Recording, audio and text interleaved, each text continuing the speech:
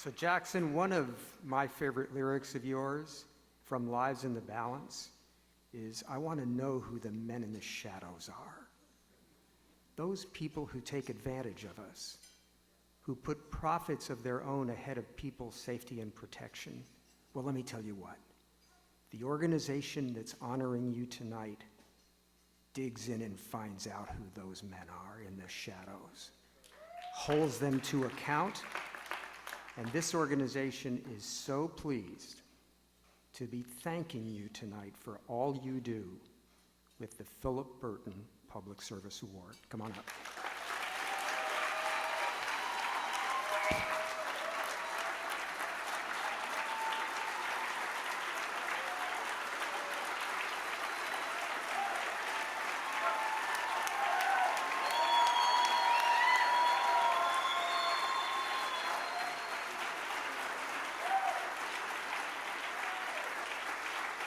Thank you.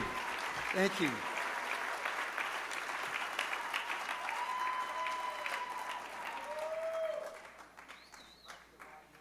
It is. It is. I'm happy to receive Christine's award. It's appropriate, I think. So that's what you get. That's what you get when you're introduced by one of America's greatest litigators. I'm very, very, very honored to receive this award, and I think there are people present here tonight, Mike Farrell, for one, who probably will say that he's probably relieved to hear that I didn't try to write an acceptance speech. But the truth is that what I have to say is in my songs.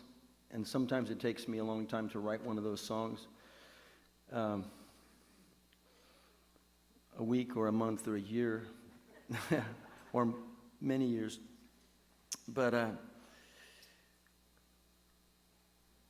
guess I would like to thank I'd like to thank my mother, who turned me on to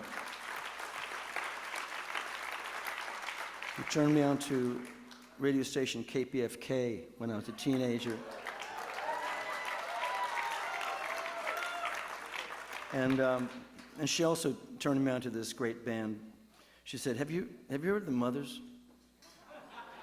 Turned me on to Frank Zappa and KPFK. And my mother was an activist herself. She was a school teacher. My dad was a school teacher too. They were both English teachers.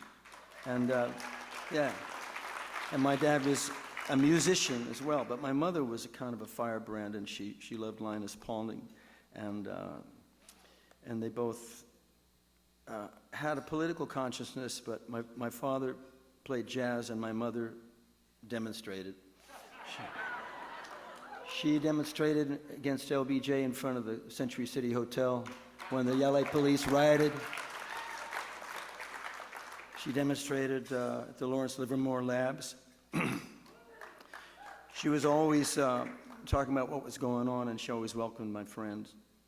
I count myself very lucky to have managers. I've always had managers who were my co-conspirators anytime we wanted to do something and raise money, or they'd always figure out where we could go to do that, where we could fit into a tour, or how we should do it. The rap in the old days was that, oh, if you do benefit, most musicians felt like, oh yeah, we did a benefit, but it was really so untogether.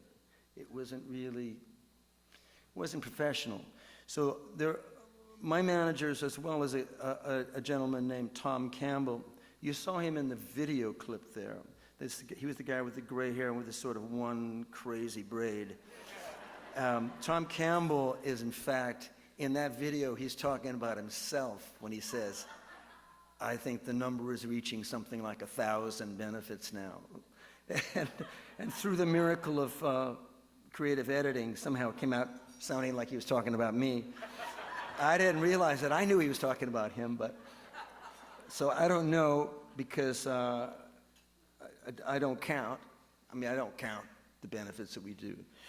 But what I've always felt was that it was easier to show up and play than it was to do the work that these activists and these hardworking fighters for social justice were doing. That was the hard work. And what we do by showing up and raising money for them was easy. It was what we wanted to be doing anyway. But, but we wanted to, and my managers, Donald Miller and Cree Miller and our friend Tom Campbell of Avocado Productions made it possible for us to go do it with our standards intact. I mean, I did a lot of benefits where we didn't have that in place, and I would be the guy on the floor plugging in the sort of lamp wire of a PA system, before playing at the Unitarian Church. And I've done a lot of those too, but because in fact, speaking of churches, the Unitarian Church was my mother's church, and she went to church. And my father, like I say, he made music. Well, being at events like this event and other events like Death Penalty Focus has been not only my church, but my university.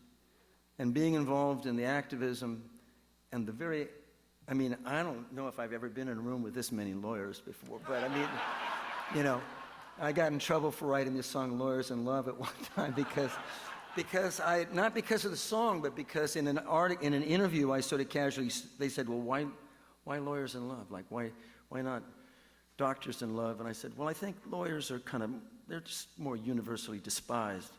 And which got read by this guy who was the head of the bar magazine or something, and he hated me for a long time. He was trying to punish me, but actually my manager, one of my managers, the junior partner in my management, is a lawyer. And matter of fact, she took the California bar the same week she was getting married, and passed it the first time, and so I am surrounded by brilliant people who care very deeply.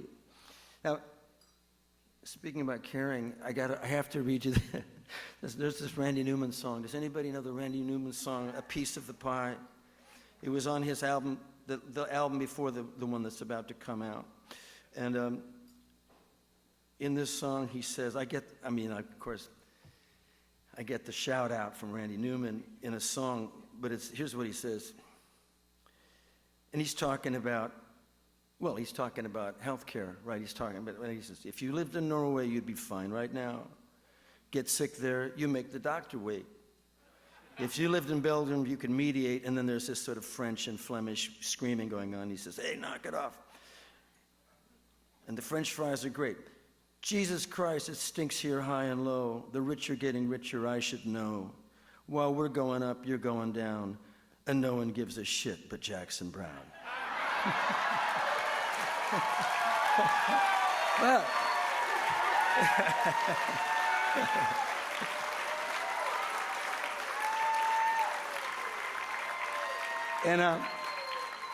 and when people would ask me about this, particularly reviewers, no one's quite sure if that's like that. And so no one really knows.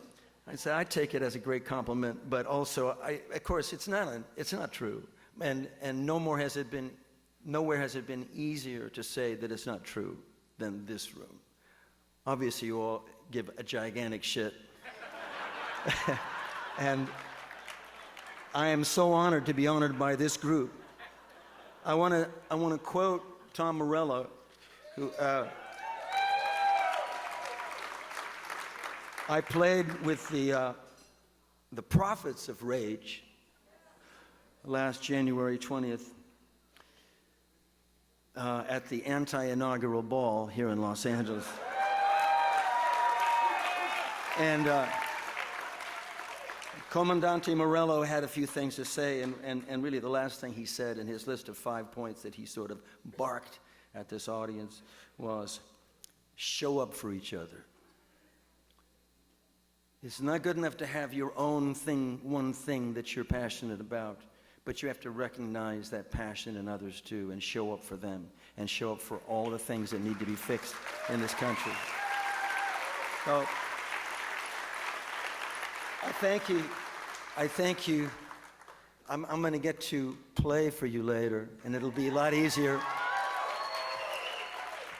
than making a speech. And I just especially look forward to that. I've got a song that I'm going to sing tonight that people began asking me like right away was, did you write that from Bernie Sanders' talking points? In fact, it does sound like that. It sounds like that to me too. But no, actually, I had started write it more like around Occupy. But I thank you very much for this award. I'm deeply grateful for the work that Consumer Watchdogs does and affects our lives. You know, our lives every day and everything that we do, and we don't even know about it. So thank you for all that you do. Thank you for honoring me, and I'm happy to be here.